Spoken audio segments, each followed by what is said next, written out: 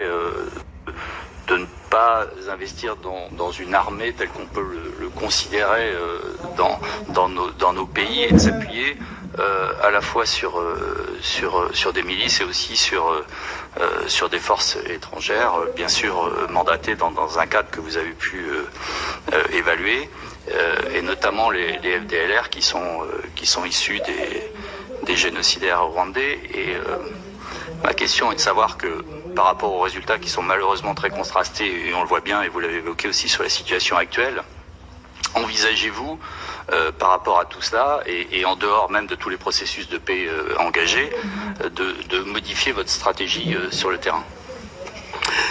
Non, le Congo n'a pas choisi de ne pas investir dans l'armée. Il n'y a pas au monde un État responsable ou des dirigeants responsables qui peuvent faire ce choix-là.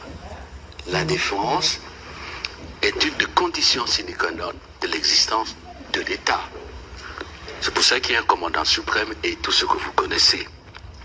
Nous n'avons pas choisi non plus de travailler avec de groupes armés. C'est très important, chers collègues, qu'on ait des précisions là-dessus. Brièvement, l'armée congolaise dont a hérité le président Tshisekedi, c'est une armée composée bien sûr d'hommes et de femmes déterminés, courageux, mais une armée qui a été, je n'hésite pas, totalement démotivée, neutralisée et infiltrée. Vous connaissez cette affaire des accords, mixage, brassage et tout, et tout. L'AFDEL arrive, tout le système de défense a été détruit. Je ne dis pas bon ou mauvais, mais c'est un constat que je fais. Il fallait refaire. Et quand Laurent Désiré Kabila s'est mis au travail, ça n'a pas fait longtemps, il est parti, il a été tué. Et après, vous connaissez, parce que nous sommes à la quatrième agression du Rwanda. Le président Tshisekedi arrive, il essaie de reprendre les choses en main. Mais il ne faut pas oublier, chers collègues, il y a eu cette affaire d'embargo qui par la suite était devenue l'obligation de déclarer les armes et les munitions qu'on achète. Je ne sais pas si un État peut créer une armée dans ces conditions-là, sous embargo. Et plus important, ce n'était pas que les achats des équipements et d'armes, la formation.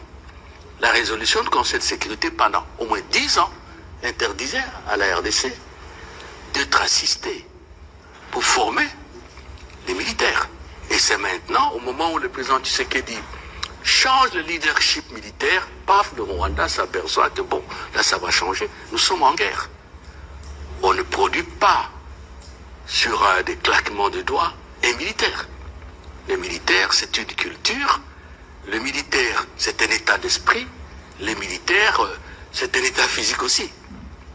Et notre armée a à faire face, je n'ai pas créé des incidents diplomatiques, à une multitude d'armées classiques, une multitude de bandes armées.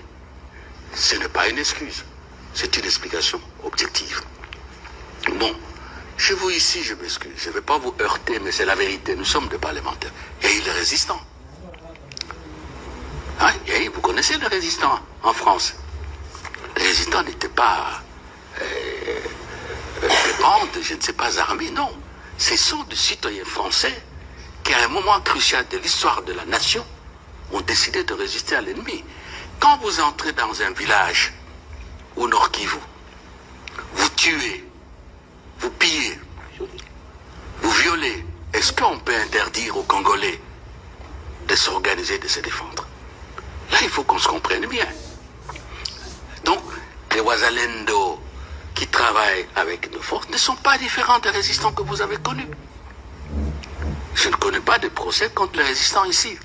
Peut-être que je connais très mal le coup de manière incomplète l'histoire française. Ce n'est pas souhaitable. Mais la défense est un instinct naturel de tout homme qui vit. Voilà la réalité.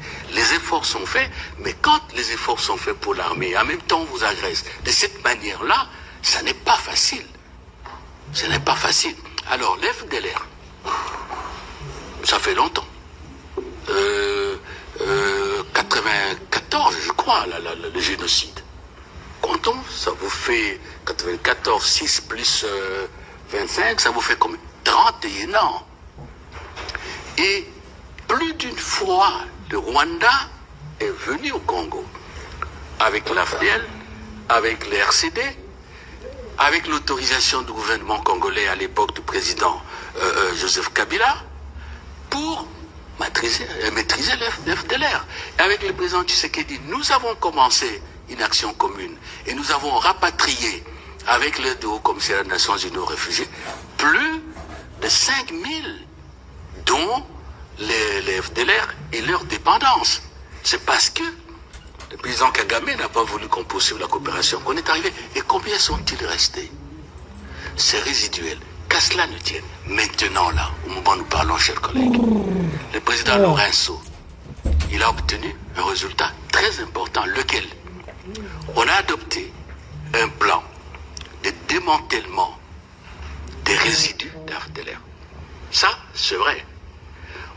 On s'est mis d'accord sur un programme de retrait de troupes rwandaises et appelle l'assouplissement de mesures de défense. Tant pis.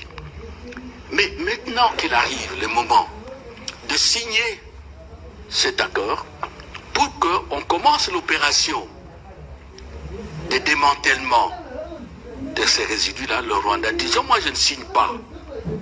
Comprenne qui pourra. » Et au moment où nous parlons, est-ce que le Rwanda parle encore de FDLR comme avant?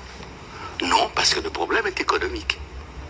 Donc, nous avons toujours dit que nous sommes ouverts à toute initiative tendant à décider la cartographie des FDLR, tendant à les éradiquer, étant entendu qu'il y a l'accord de Nairobi en avril 2022 qui donnait à chaque État ayant de groupes armés en RDC la responsabilité de prendre langue avec ce groupe pour faire une offre de paix. Le temps nous est compté.